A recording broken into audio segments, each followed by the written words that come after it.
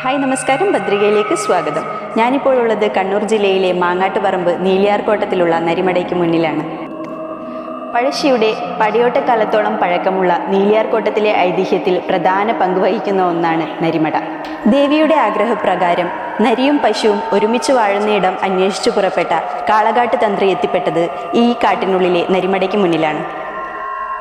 അങ്ങനെ മാങ്ങാട്ടുപറമ്പിലുള്ള ഈ കാട്ടിൽ ദേവിയെ തന്ത്രി കുടിയിരുത്തി എന്നാണ് ഐതിഹ്യം.